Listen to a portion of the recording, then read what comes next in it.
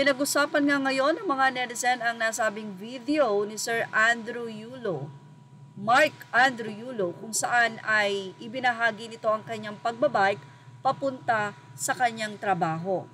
At ayon sa kanyang caption, "Bike to work, love and peace." Yan pa ang naging pagbabahagi ni Sir Andrew Yulo.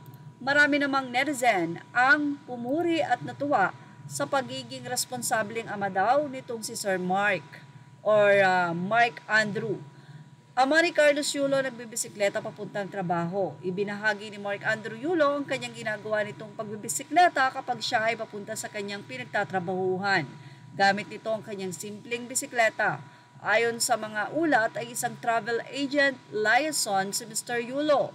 Bike to work, love and peace, anya pa sa kanyang naging post.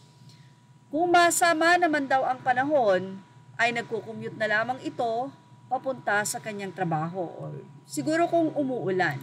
Nagkaroon naman ito ng positive na komento sa mga netizen. Ayon sa kanila, maganda raw ang pagbabike dahil healthy yon sa katawan. And may tamang panahon din, Sir Mark, dahil mabuti kayong mga magulang for sure na may mga blessing pa na darating. Narito pa ang ilang naging komento ng mga netizen.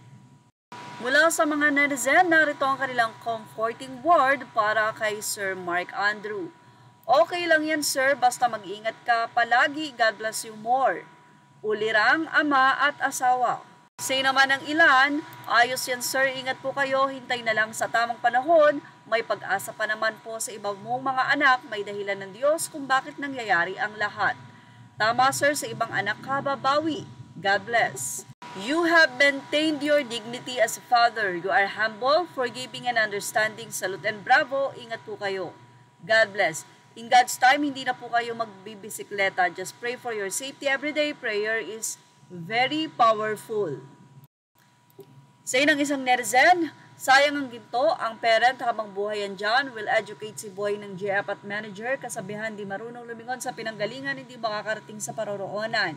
Say naman ng isa, mayaman ang anak mo, makakabili ka ng car mo kung gusto niya o ibigay din sa iyo yung isa niyang car. Tiis lang po at maging okay din ang lahat.